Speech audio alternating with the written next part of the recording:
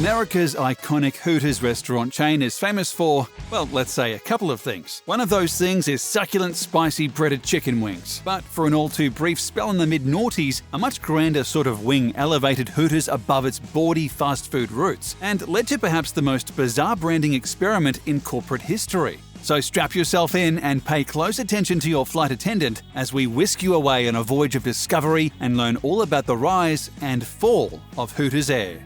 You probably won't be shocked to discover Hooters' original, strikingly old-school restaurant business model was first cooked up as a drunken April Fool's gag. 6 businessmen from Iowa jokingly incorporated their saucy brainchild on April 1, 1983. In October of that same year, they opened the first Hooters location on the site of a failed Florida nightclub. Hot fried food and beer served by smiling busty ladies was the order of the day. Despite early dire predictions that the concept would crash and burn, 4 decades and limitless pitchers of cold beer later, the Hooters brand now boasts more than 420 locations in 30 countries all around the world. Talk about impressive figures. However, our story starts just after the turn of the millennium. Following a string of canny corporate buyouts and a bullish expansion policy under the wise stewardship of South Carolina tycoon Robert H. Brooks, Hooters found itself flush with cash. And what else should a thriving restaurant firm do with all that spare cash other than purchase an airline? Well, that's what Hooters did. At the tail end of 2002, Hooters bought regional charter carrier Pace Airlines. Hooters immediately set about repainting its small fleet of Boeing aircraft in the gaudy orange and white livery of its restaurants, complete with glaring Hootie the Owl mascot. Believe it or not, for a time the newly rebranded Hooters Air business model was pretty sound. Robert H. Brooks had long nurtured a dream that his beloved Myrtle Beach might emerge as a nationwide mecca for golf tourism.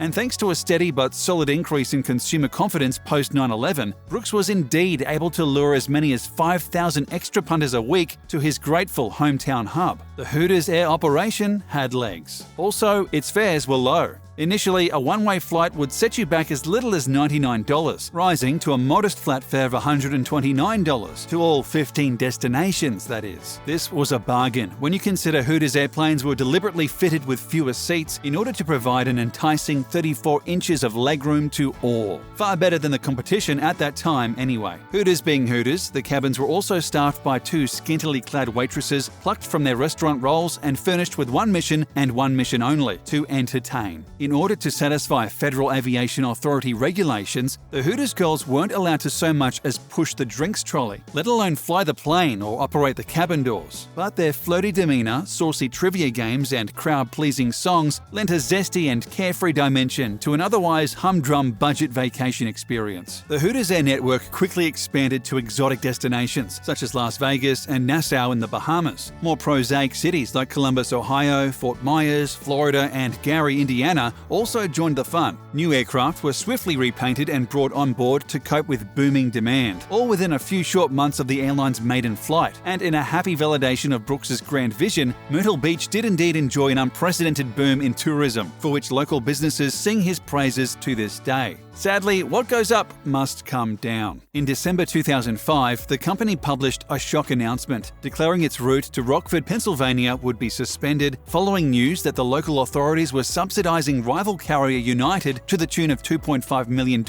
in public funds. Indeed. This, alas, was the beginning of the end, and by the springtime of 2006, the Hooters Air dream had all but ceased entirely. So what actually went down? The most crucial factor, dull as it sounds, was an eye-watering rise in jet fuel costs. You see, when Hooters Air and its glamorous crew first took to the air in 2003, jet fuel cost around 67 cents a gallon. Come August 2005, that same amount of fuel would set the airline back a whopping $2.50 a gallon. As Hooters Air based their entire business model on being a low-fare carrier, margins quickly evaporated. Had they packed in more seats, arguably this economic turbulence could have been weathered, although customers had by then got used to all the extra legroom as they boozily savoured the cabin views. Another likely factor in the decline of Hooters Air was that the novelty of the concept had simply worn off. Tight tops and short shorts aside, Hooters' famous chicken wings weren't even available on flights, because, reasonably enough, you might say, deep fat fries are frowned upon by stuffy airline regulators. Soft pretzels, fruit and pigs in blankets simply didn't cut the mustard, and plenty of customers weren't afraid to say so.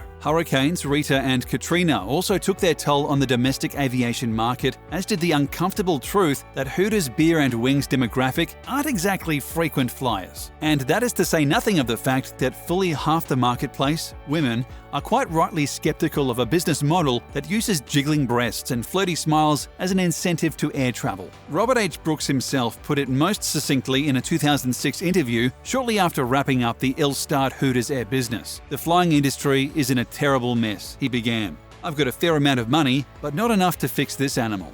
The best thing we can do is put it to bed, at least until the industry changes." According to Brooks, affectionately known as the worldwide wing commander by loyal employees, this strange misadventure cost Hooters some $40 million.